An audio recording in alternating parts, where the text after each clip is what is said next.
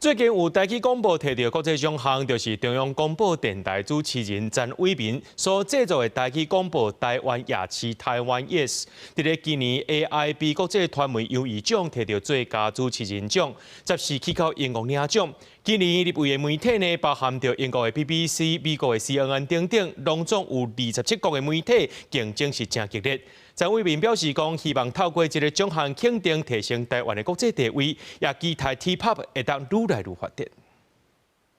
What I do for the radio or do the news feature or any other content is all to reviving this language. 中央广播电台主持人詹伟民制作的台语广播《台湾夜市台湾 Yes》，伫今年 AIB 国际传媒优异奖摕到最佳主持人奖。节目采访真侪越南、菲律宾和马来西亚等等的台湾新移民，探讨语言、归属和身份等等的议题。这原来是用讲头届有台语广播摕到 AIB 的奖。詹伟民表示，这嘛是伊人生头届得奖，希望透过国际肯定提升台湾的地位，嘛期待 T-pop 愈来愈发展。杀去国际以外，其实。咱应该要有一个想象，就是咱应该袂输这个 K-pop、T-pop 应该爱产生啊。然后透过其台语台也是讲无共媒体咧杀这个本土语言，其实咱本地就有真好的共同语，变成以上较早的一款历史，只是咱安怎来运用。AIB 国际传媒优异奖是由国际广播协会主办的。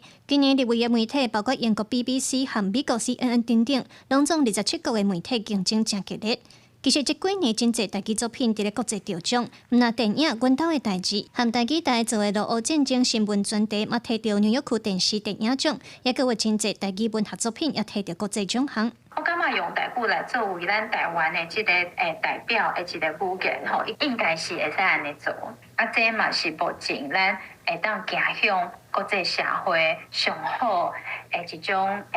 方式。我嘛感觉这是一种，就是讲咱目前会当拍破华语、单语思考独占的这个地位。另外，今年 AIB 各甲终身成就奖颁予中央广播电台资深媒体人吴家山，表扬伊伫30年来伫国际广播跨文化交流也有道具节目的贡献。中共董事长赖小如嘛发新闻稿表示，对入围和得奖拢通看出台湾声音对国际公共媒体影响力，嘛通互世界看到台湾的文化力量甲民族价值。记者卢尚如、王志光台北报道。